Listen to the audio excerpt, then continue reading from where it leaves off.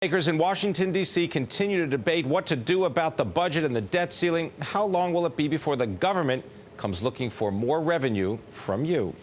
Here to talk about financial repression and what you can do to protect your money, Rob Lutts. He is the president and chief investment officer of Cabot Money Management, responsible for more than $500 million worth of assets.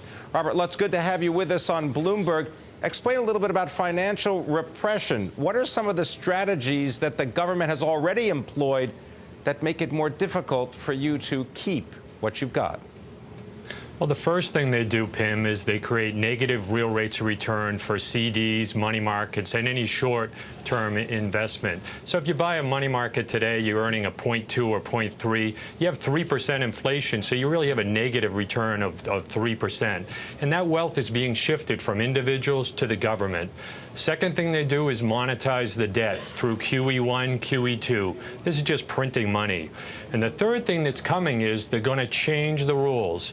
They may require some parties in our economy to actually own treasuries. For example, maybe municipalities, maybe pensions, maybe profit sharings may have to have 10 or 20% of their portfolios in treasuries because they need more buyers for that debt. All of this creates weakness in currencies and debases and ultimately is inflationary.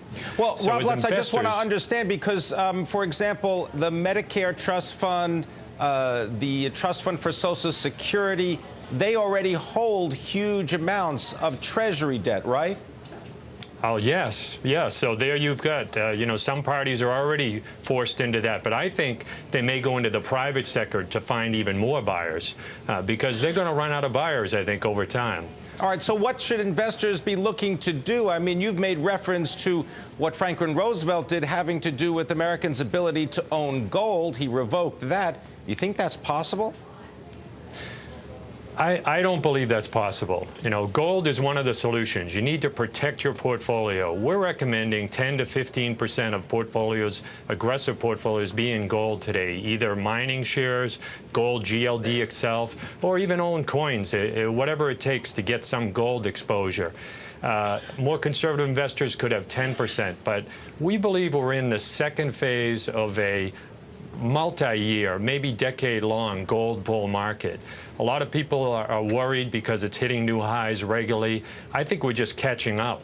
And I think longer term, 18 to 24 months, I see it's possible $2,500 or $3,000. And the way that would happen, Pimm, is if the large institutional money starts to allocate significant amounts of money to gold. That would be like an elephant jumping into the bathtub. And you just can't put lots of dollars into it without moving the price up substantially.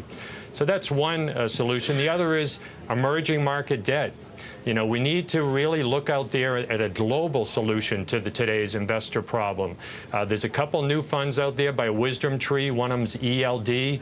Another is PIMCO has the PLMDX fund. These are basically emerging markets, local debt. And they're very high quality instruments and offer about 5 or 6% yield today. And I think you get currency appreciation plus yield out of those. But you also have to avoid the area of the market that's really used by many today, far too many. Money markets, CDs, and those kinds of things, they're negatives. They're killers for return today. So you got to get out of the easy places to invest. You got to look in difficult places today. All right, so get out of cash, go look at emerging market debt as well as gold. Rob Lutts, Yep. What about U.S. equities, large cap U.S. equities with large businesses outside the United States? Would they qualify for a certain portion of your portfolio? They certainly would, and we recommend investors look more heavily at equities. We think a lot of people, because of the economic troubles out there today, are not having a full allocation to equities. So U.S. equities, we think, have good opportunity as long as we've got this Fed pushing the risk trade, and they're going to push it really hard because they need that economy to recover. So that's a good place.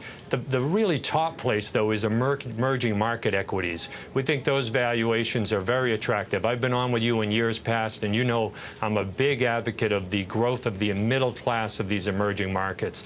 I have a lot of my high net worth clients' money in banks in India, Brazil, China, all sorts of those places, and they're growing quite nicely. All right, we've got to leave it there. Rob Lutts from Cabot Money Management. He also travels the world to find those emerging market investments.